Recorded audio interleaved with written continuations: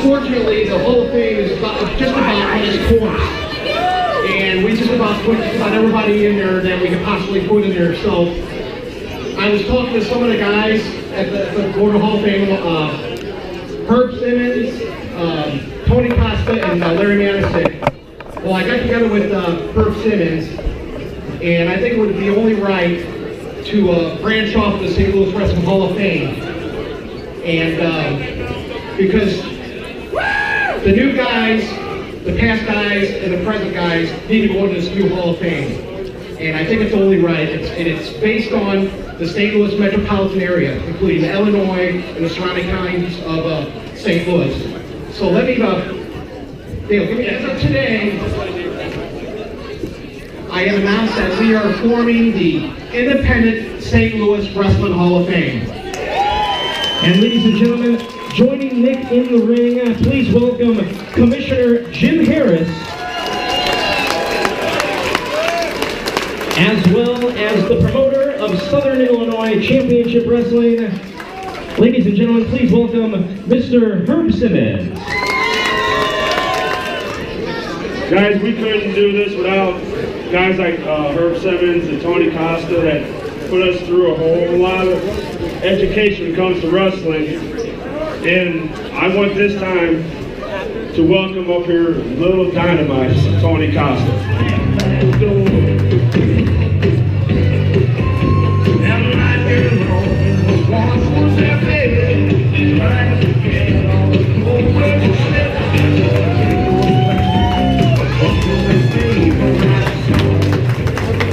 Guys on that wall back there, John Paul Henning, Johnny Valentine, Gene Kaniski, the Funks, the Briscoes. They are the ones who built that foundation, but it's guys like Little Dynamite Tony Casta that continued that tradition right here at South Broadway. And I've told people before, the wrestling business is like baking a cake. You have to have certain ingredients to make it rise. And that is what's happened here at South Broadway Athletic Club. They've had the oven of this historical building here for over 100 years.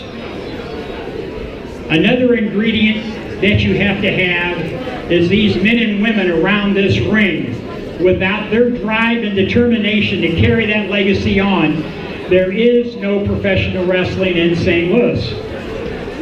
The third thing you gotta have is each and every one of you, the fans that come here each and every month and support these men and women. Now, another ingredient that Tony and I have had to have all these years, and we're talking over 40 years, people who sat in the back seat with us as we were making those miles on the road. And at this time, I want to introduce the two sparks behind the knocks, Wanda and my wife, Mickey. They rode a lot of miles in that 1977 Lincoln Continental saying, what in the hell are we doing here? As he was taking on people like Gypsy Joe, Tojo Yamamoto, Bill Ash, all kinds of people. So the last ingredients that we need to make that cake rise is the St. Louis Independent Wrestling Hall of Fame. And Nick, it was a brainchild that you came up with. I support it.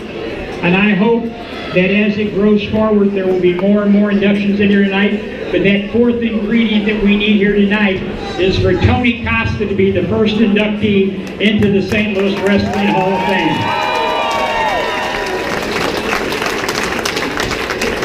You made it. I don't know how. Without your help, Herb, I wouldn't have made it without my wife and all the guys. 35 or 40 years ago.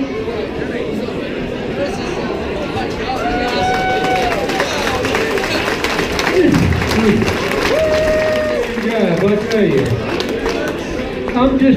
I just get my name called out once in a while, but all these guys around here is what make me look good when I look bad. So, besides Herb Simmons, we've been friends, like you said, for 40 years. We traveled all over Midwest together, and we're going to keep traveling all over the Midwest together. And we're going to stay here at the South Broadway Athletic Club. I just want to thank everybody. And without all you people, it wouldn't be possible.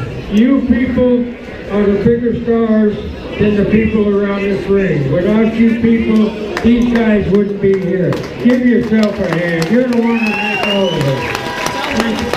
Thank everybody. Let's hear it one more time for Tony Casta, the first inductee into the St. Louis Independent Wrestling Hall of Fame. Well deserved, my man. Godspeed. So we don't want you guys to go anywhere just yet. We thought about this, and we have a lot of history here with these two guys, and we wouldn't be here without these two guys. So, Drew, you want to come up here for a minute? We're going to ask for a little assistance from Mr. Drew. And we'll abandon the process. All right, ladies and gentlemen, please welcome the ring announcer from SICW and my good friend, Dr. Drew Abenhouse. Drew.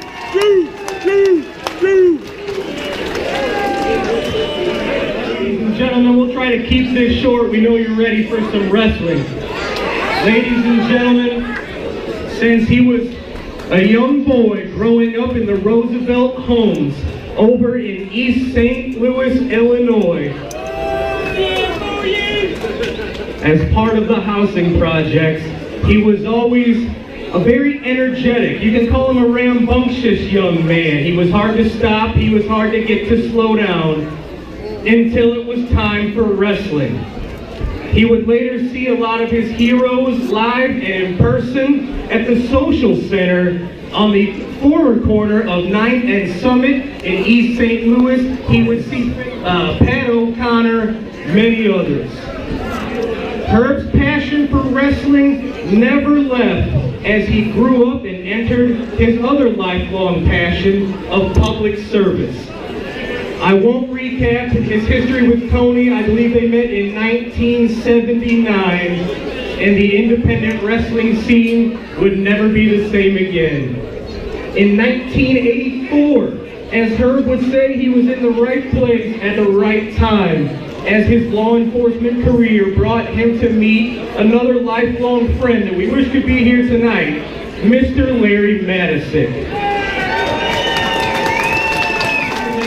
With Larry Madison, he was introduced to and formed relationships with the likes of Sam Muchnick, legendary promoter, and someone who would become a great friend, King Kong Bruiser Brody. Yeah! The trio of Herb, Larry Madison, and Brody ran shows in this area for quite a while, some legendary shows, including at the Fairmont Park racetracks, and a legendary show, the one and only wrestling show ever produced at the fabulous Fox Theater.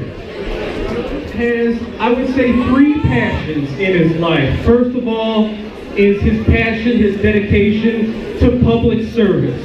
In his life, he's been a police officer, a firefighter. He's owned his own ambulance company. He is currently the director of 911 and emergency services for St. Clair County, and he is the mayor.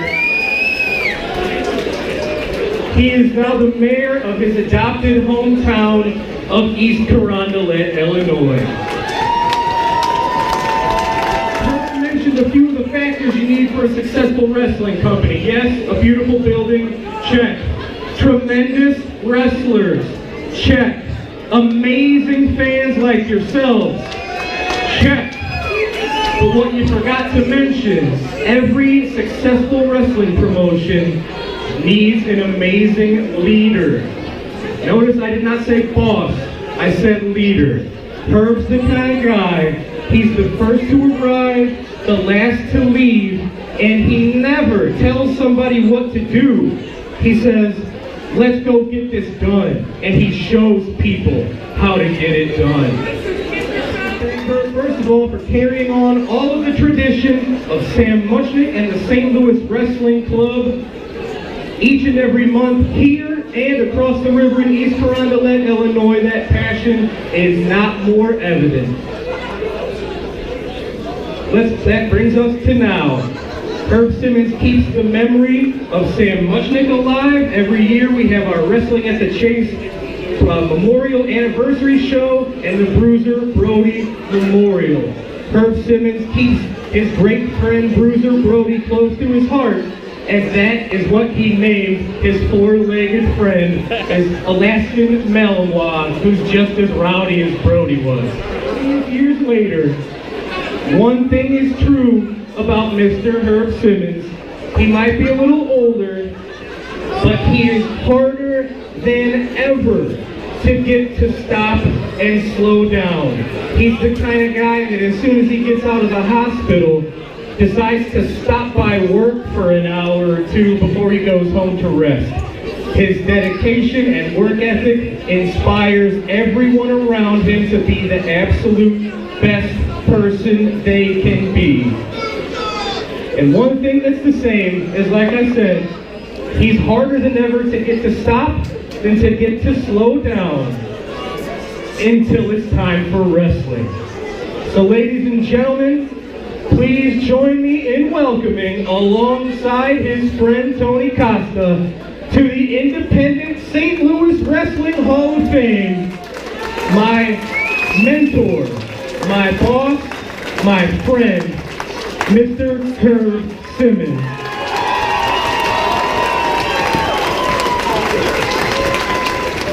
Wow. I knew there was going to be the surprise, but that is a big surprise. The honor to be in there next to you. That says it all. That is an accomplishment. We can retire. I think we can. It's an accomplishment to be next to you. We've been friends for 40 years. We both got our plaques together, and we're going to continue on. They're not going to stop us. Well, and I want to thank Dr. Drew, as we call him over on the Illinois side. And people like Ben Simon that continue the tradition. And don't forget, as I said in my recipe, look around this ring. Gary Jackson, right here. Remember when he used to sneak in wrestling at the Chase because he wasn't old enough to get in there? You know, it is people like that you come here and watch. So keep coming, keep supporting the independent wrestling, and who knows who will be the next into the St. Louis Independent Wrestling Hall of Fame. Thank you from the bottom of my heart, and I know I speak for my good friend Tony Casta. Now, let's get on with some wrestling.